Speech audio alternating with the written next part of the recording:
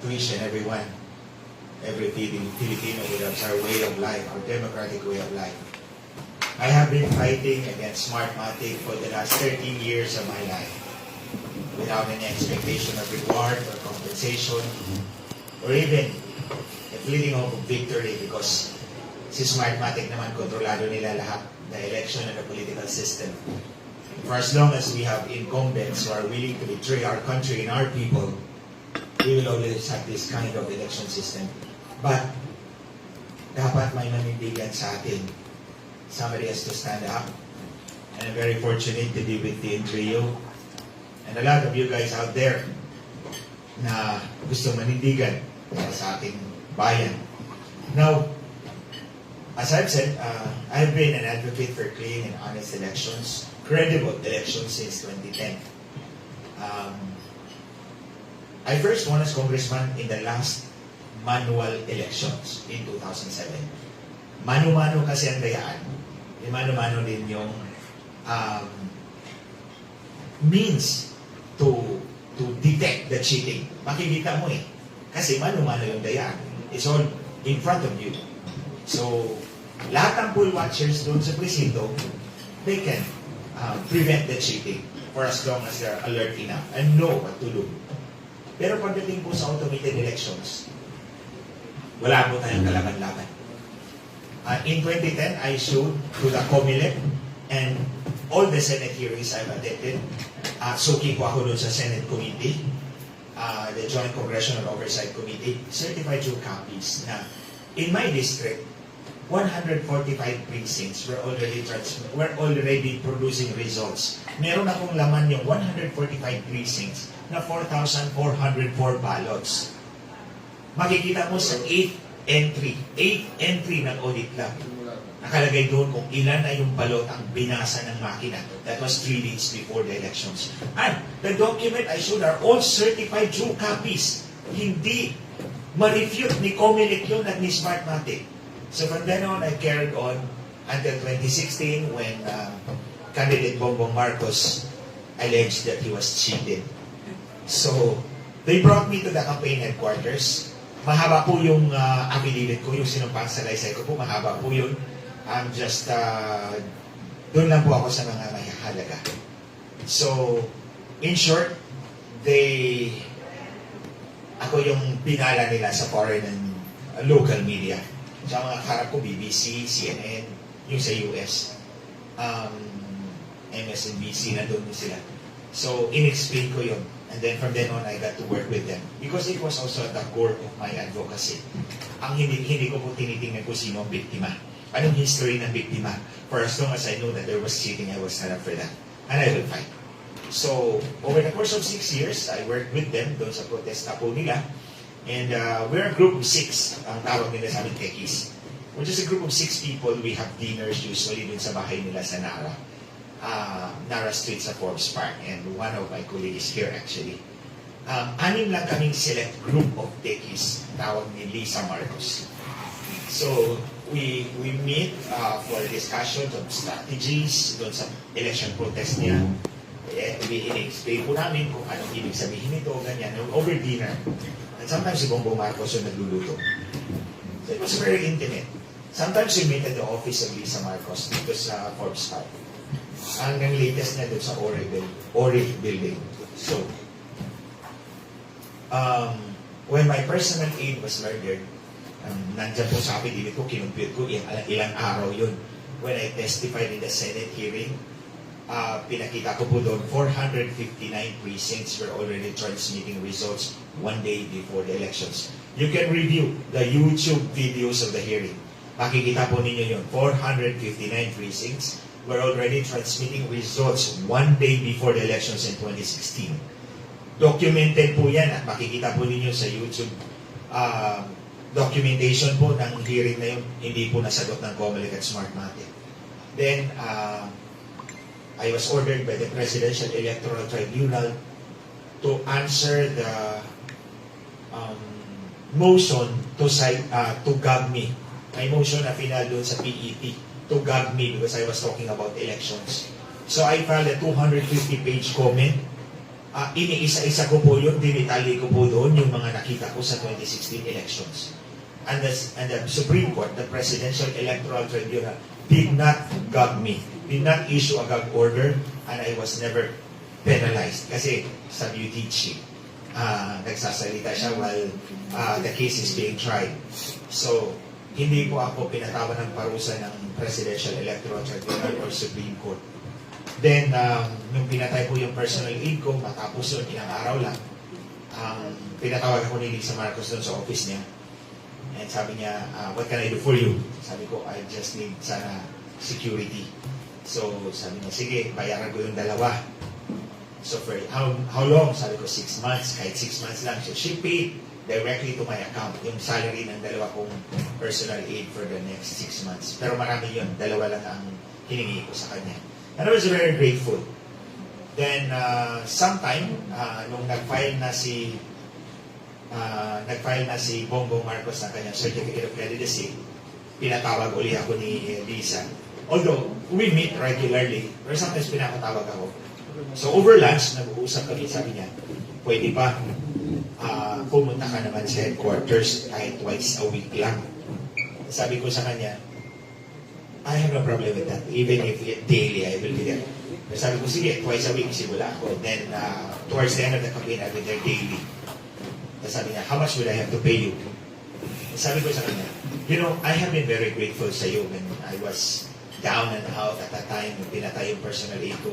You were there to help me, and I will never forget that. So, huwag mo akong bayaran. Besides, I've been helping you for the last 6 years, and you didn't pay me a single centavo. So, why should you pay me now? Kaya sabi ni Liza Marcos, sige, pag nanalo tayo, commissioner ka ng COMELEC, then chairman ng COMELEC.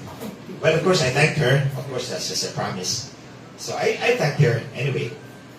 Then, I started my duty there in November, middle of November 2021, going to the 2022 elections. Then, sometime on December 10, hindi sometime, specifically December 10, 2021, natanggap ko yung message ng Secretary ni Liza Marcos at sinabi niya, Atty, nire-request ka ni LAM, that's Liza Araneta Marcos, na mag-attend ng meeting ng Smartmatic.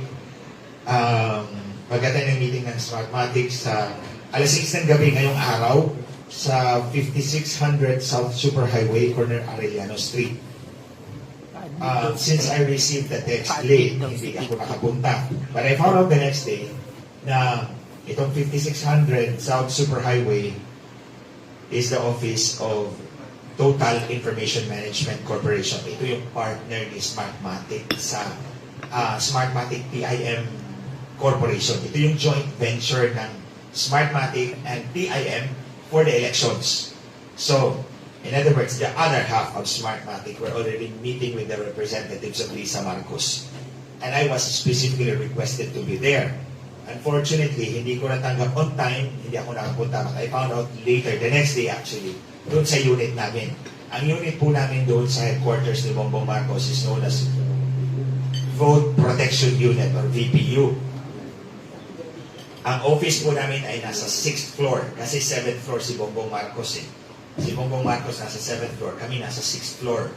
Ito yung office, paglabas mo ng elevator, may isang room dyan, tapos may isang conference room, tapos kami. Tapos may isang office na maliit, tapos office ni Liza Marcos.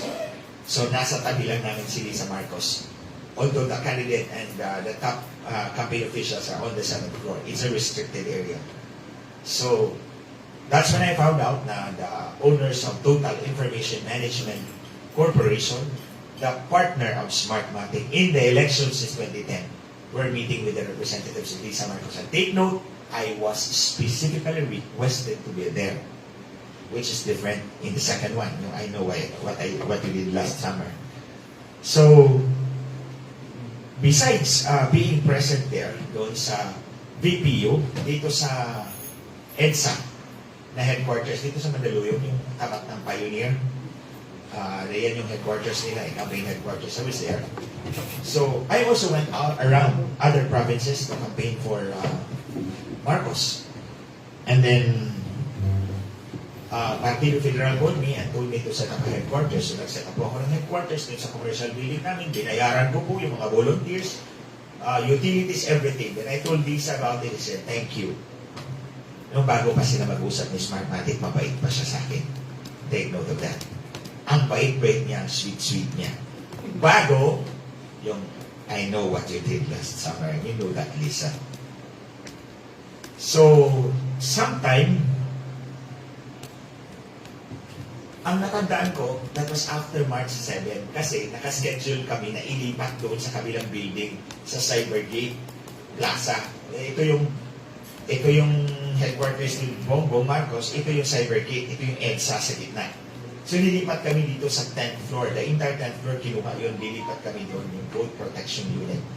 So it was scheduled March 7. Pero hindi natuloy yun. So yun yung pumatak sa isipan ko, sometime after March 7. But before March 21. So these are very important dates. It was after March 7, but before March 21. Kasi yung March 21, yun yung nalipat na talaga kami doon sa Cybergate. Yung 7 was the scheduled transfer. Hindi na tuloy yun. 21, scheduled transfer na tuloy na yun. So, the meeting was in between. Nakaschedule ako ng meeting kay Liza Marcos one-on-one. Pagdating ko sa BPO that afternoon, nandoon si Ivan Uy, yung secretary ngayon ng DICT, Department of Information and Communications Technology, at si Hubert Guevara, Senior Deputy Executive Secretary. Ang alam ko, ako lang ang gamitin ni Liza that afternoon. It's a one-on-one meeting, nakaschedule ako. So lumabas yung secretary at sinabi, Atty. Glenn, ikaw na. Itong dalawa, tingin ko, makikimarites ko ano yung topic ko doon. Sumunod, sila pa naunang pumasok.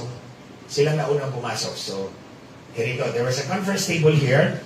Liza Marcos was standing there. Umupo si Ivan doon sa dulo, kaharap siya. I graphically described it in my affidavit. So dito si Liza Marcos, nandoon si Ivan, umupo siya doon sa dulo, kaharap si Liza. Tapos si Hubert dyan, umupo sa gitna, halos directly across. Sila kasi, ako nakaschedule ng meeting, sila pa nauna na upo eh. So, because they already occupied the two, dito ako umupo sa gilid, far from Liza. Then, humarap si Liza Marcos sa kanila at sinabi, guys, I have a meeting with the owners of Smartmatic. I'll just quote.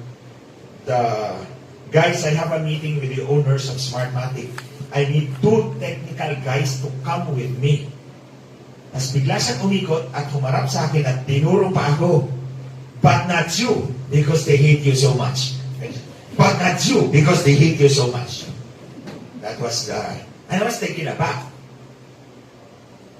Then, ang pumasok sa isipan ko, ibang usapan to. Kailangan mo ng 2 technical guys to be with you with the owners of Smartmatic. Ito yung 2. That I cannot be.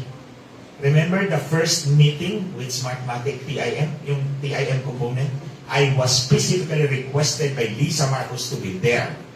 But in this second meeting, she was emphatically excluding me, but not you, because they hate you so much. So alam ko na kung anong pag-uusapan. Ibibenta ako nito sa Smartmatic. That was what was on my mind. Ibibenta ako nito. So from then on, lumipat kami sa Boat Protection Unit doon sa Cybergate. I worked there. And some of my colleagues are here to support. And probably, I know, wala kaming ginawang masama. They invested millions of pesos and thousands of man-hours setting up that system to quickly count the votes for Bongbong Marcos and Sara Duterte to prevent cheating or identify areas of cheating in case it happens. But on the day of the election, it spectacularly failed as if on purpose. Hindi siya gumana. Walang nagpadala, halos walang nagpadala ng resulta. But at 9 o'clock in the evening, they were already celebrating. I stayed until 3 o'clock in the morning ng araw. The day after the election, I stayed there. But I already knew.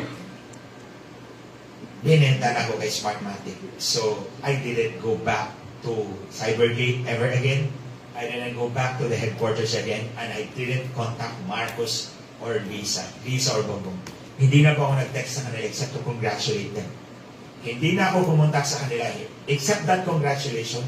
And I never applied for any position. I will be very clear about this. Hindi ako nag-apply ng posisyon sa Administrasyon Marcos dahil alam ko na bininta ko kay Smartmatic ng mag-asawang ito.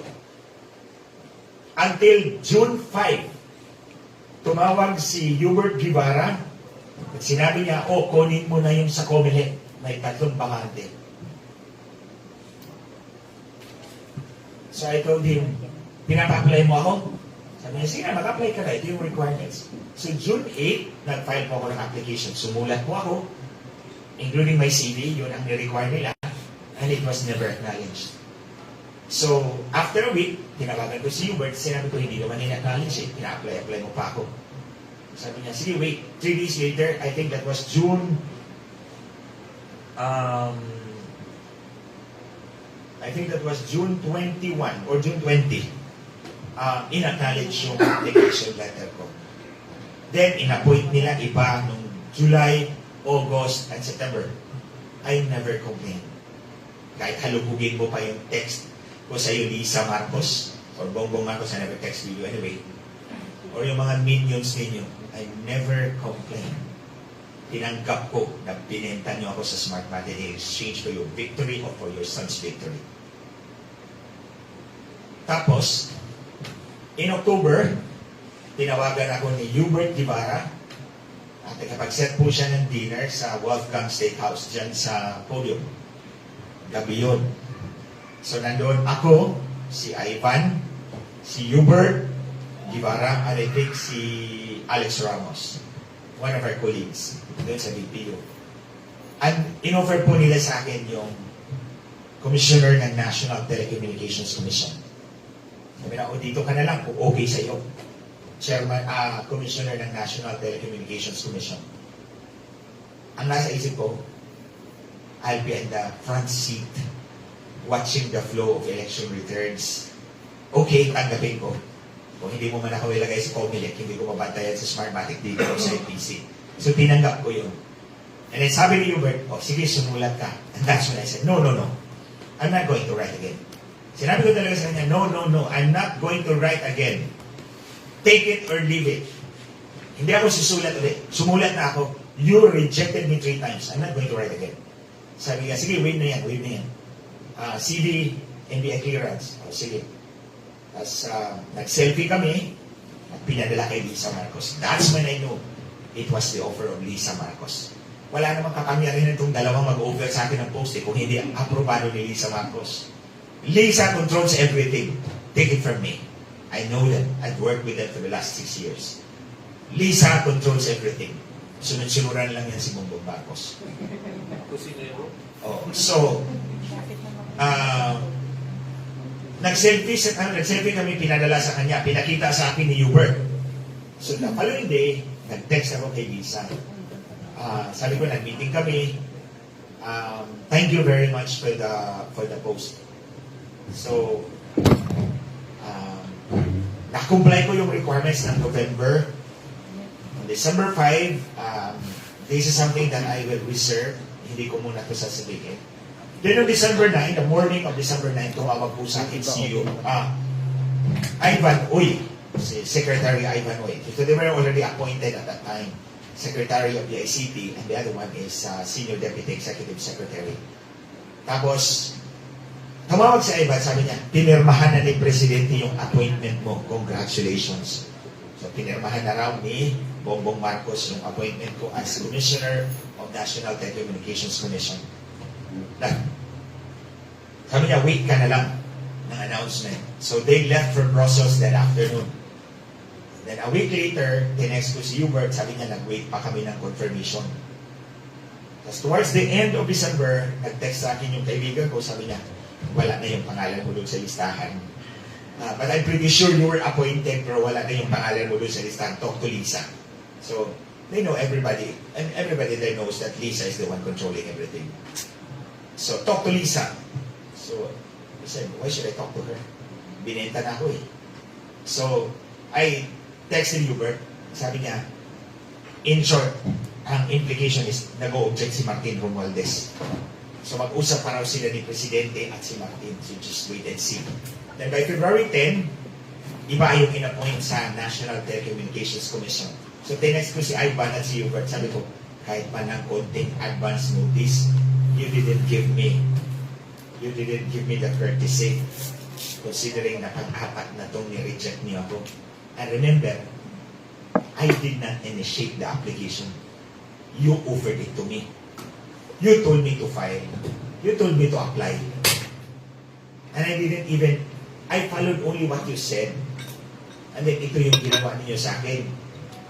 So, ang sabi ni Hubert, don't worry, principal is instructed. Principal meaning si Bongbong Marcos has instructed me to file another post for you. Ang sabi niya, I'm just waiting. Ipapakulit ko pa yung lahat ng bakanting posisyon para pagpipilian mo. Ang sabi niya, I'll meet you the next week. So I told him, I'll meet you to disengage. I lay my terms of engagement clearly para wala tayong ambiguity. Anong isasabihin ko sa publiko? Ano yung holdback ko? Anong red line ko? So when we met, sabi niya dito sa Malacanang, sabi ko, no, I'm not going there. Dito tayo sa Emilia sa labas. I'm not going to set foot in the palace because I'm not going to beg for any position. I'm there to stand up for my country. So nung nagkita kami, sabi ko sa kanya, ito ilalabas ko to. Because the people have the right to know. Everybody should know na si Liza Marcos talk to Smartmatic. By the way, ni-research ko po yun. Nung sinabi po ni Liza na I'm going to have a meeting with the owners of Smartmatic, I need 2 technical guys with me, but not you, because they hate you so much. That was between March 7 and March 21. I found out from the Bureau of Immigration na dumating dito ang isang Piñate Martinez Roger Alejandro. Dumating sa Pilipinas, from my source at the Bureau of Immigration, dumating dito ang isang nagngangalang Piñate Martinez Roger Alejandro. He was born on 22 April 1975, a Venezuelan citizen. He arrived in the Philippines on March 17.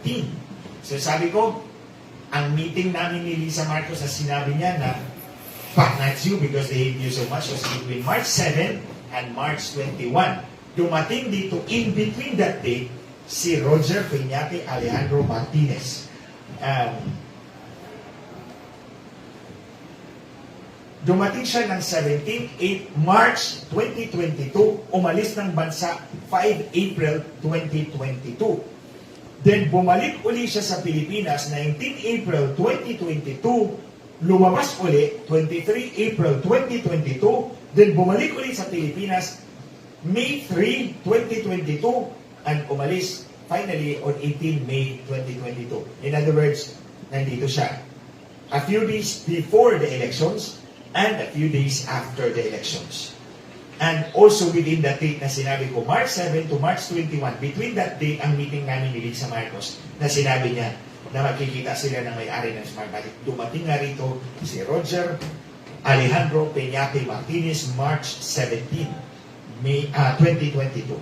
Now, sino ba si Roger Alejandro Piñate Martinez? Chinek ko po siya sa Company's House. Yung Company's House, para siyang SEC ng United Kingdom of Great Britain and Northern Ireland. Siya yung SEC ng Great Britain. Company's House show, the records of Company's House show na si Roger Alejandro Piñate Martinez, born in April 1975, so tumba po siya doon sa database ng immigration natin, Bureau of Immigration. Born in April 1975, also Venezuelan citizen, is an active director of SGO Corporation Limited with company number 074-77910 at nakalagay 88 Baker Street, London.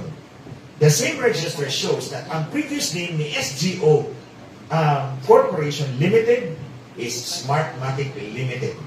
So, in other words, makonect muna. si Roger Alejandro Piñate Martinez, Active Director ng SGO Corporation Limited, previously Smartmatic Limited. Then, chinek ko rin po yung LinkedIn website. It's a business and employment-focused platform, social media platform. Nandoon din po yung entry ng isang nagngangalang Roger Piñate. Si Roger Piñate, sabi niya, he's the president of Smartmatic. He obtained his education at the Universidad de Bolivar, Universidad Simon Bolivar in Venezuela. So, Venezuelan siya. And it shows that he spent the last 23 years working for Smartmatic since 2010. 2000. Then nakalagay po sa kanyang profile, sinabi niya, about 20 years ago, I used my degree in electronic engineering to help me write the source code for the first voting machine for a company called Smartmatic that I had co-founded. So ma-establish na natin ngayon na si Roger Piñate Alejandro Martinez arrived in the Philippines about the time na nag-meeting, sinabi ni Liza Marcos may meeting siya sa may-ari ng Smartmatic with two technical guys, of course, because she does not know anything about translations and all. So kailangan niya ng dalawang technical guys to explain. So dumating dito, itong Roger Piñate Martinez, who is the co-founder of Smartmatic per his own admission. So, indeed nagkita yung dalawa tag-usap. And subsequent circumstances will show na meron na silang agreement. And to be frank about it, the agreement is to neutralize me. Kasi natakot si Smartmatic na baka maupo ako sa Comelec, wala na siya pag-asa. Imagine, the contract in 2025 is around $350 million. That's a lot of money for them. So, after that, nung sinabi ko kay Hubert na hindi, kakalas na ako sa inyo.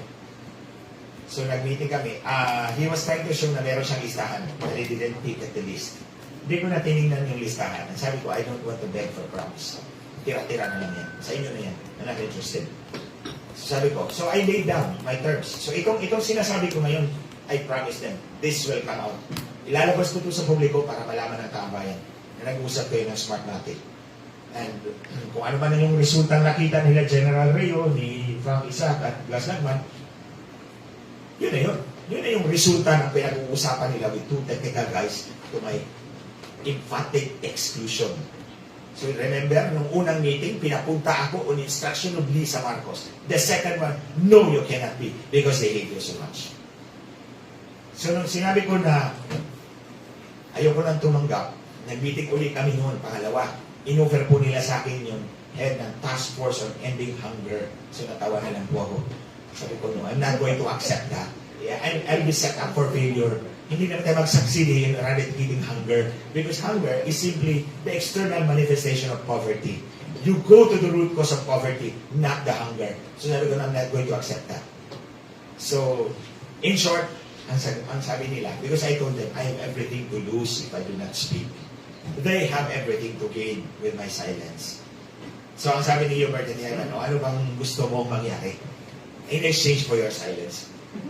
So, alam ko na kung anong hihingin ko. Sabi ko, okay, if Bongbong Marcos, kung ilaglag ni Bongbong Marcos publicly sa Smartmatic, at susunod si Comelec to disqualify it, blacklist it in such a way, it cannot join the 2025 and elections and beyond, quits na tayo. Sabi ko, yun lang sabi ko, quits tayo. You don't have to worry anything about it. I will go into self-exile for the next 6 years. Hindi ako makita dito sa Pilipinas. Basta ilaglag ni Marcos, Bongbong Marcos, si Smartmatic publicly, and then Comelec follows to disqualify or disqualify Smartmatic or blacklist Smartmatic in such a way it cannot join the 2025 elections and beyond. Tapos, tinext ko ulit si Hubert noon para meron akong documentation. Tinext ko ulit. And the next meeting, ang sabi niya, hindi pwede. You know why I asked that? Kasi dati, nung nag-press conference si Bongbong Marcos, sinabi niya, and he was very emphatic about it, hindi naman election system ano binibenta ni Smartmatic, dayaan system. So if he could publicly denounce Smartmatic at the time when he was protesting, why can't he do it now when he's already the president? Kuno. What's the big difference? Nung nagprotesta kayo, Bongbong, you readily denounced Smartmatic publicly. Bakit ngayon? Ayaw nyo na. Dahil you did something last summer. Yung ba yun? So kaya nga, yun ang hiningi ko eh. Yun ang hiningi ko. Because alam kong, hindi niya maibibigay. Because the circumstance shows na may agreement sila ni Smartmatic. So yun ang hiningi ko. Ano nagkita kami, sabi ng dalawa, no, it cannot be done. So sabi na, sige, kami na lang. We will work behind the scenes to disqualify Smartmatic. Nasa isip ko naman, gagaguhin nyo na naman ako. Eh, kayo nga yung dalawang technical guys doon sa meeting ni Smartmatic eh. Pinaglalaroan niyo pa ako ngayon. Tapos ito, gagaguhin nyo na naman ako. Sabi ko, no, it cannot be. Yan lang. I will not allow you to dilute it or diminish the power of my option number 1. So, in short, hindi yun. Ayaw nila. So, alam ko na. Deep in my heart, I know. Alam niyo bakit binawi nila yung sa NTC? Kasi na-realize nila, mali tayo, in-over natin kay Glenchong yung NTC. Ang NTC is a government agency that regulates, controls, and supervises all telecommunication facilities and services in the country. Tingnan po ninyo yung ano ng NTC. Control, adjudication, supervision, and administration of all telecommunication facilities and services in the country. Eh kung ako po yung head ng NTC, eh kita-kita ko, kaya nga tinanggap eh. In the first place, tinanggap ko yung NTC dahil alam ko, I will be in the pilot seat, kita-kita ko yung electronic transmission. Kung totoo, may electronic transmission sa 2025 elections and beyond. Then siguro nag-object si Smartmatic, binawi. Binawi nila. And then, bigyan na lang ako ng ibang candy. I'm smarter than that. So, sabi ko, sige. Alam ko, pinaglalaroan ako nito eh. So, pinaglaruan ko rin. Sabi ko, ang sabi niyo, si Romualdez ang nag-object sa akin. O sige, gawin niyo akong congressman. Tapos tayo. Sabi ko, sige, gawin niyo akong congressman. Sabi mo kay Martin, ganito, step by step. Magpa-resign ka dyan ng isang party list representative. Pag-resign, pa-resignin mo lahat ng nominees. So, bakante lahat. Ako yung inominate mo number 1. Take off na ako. Okay na tayo, quits na tayo. So, sabi niya, sige. Kakausapin namin si Martin. You can see my affidavit, ilang araw yun eh. Magmi-meeting na kayo ni Martin, binawi uli. Magmi-meeting kayo ni Martin, nasa London, binawi uli. Until walang nangyari. So, I know, hindi si Martin ang nag-object. It was Smartmatic. Probably, with assistance, with the ever-invaluable assistance of the committee under George Garcia. So, yun po yun mga kababayan. I stand by my statement. Kaya nga po, tinaan ko sa sinumpaang salaysay. Because I'm ready to defend my allegations, my claims that it happened, and also the circumstances showing na may usapan sila ng Smartmatic. Just as she said na magkikita sila. At ang naisip ko lang talaga, you know what I realized also? After nung nag-meeting sila, Liza was very cold to me. It was an entirely different story than before. Alam ko yan. Isa-isahin natin to when the time comes. I remember nung wala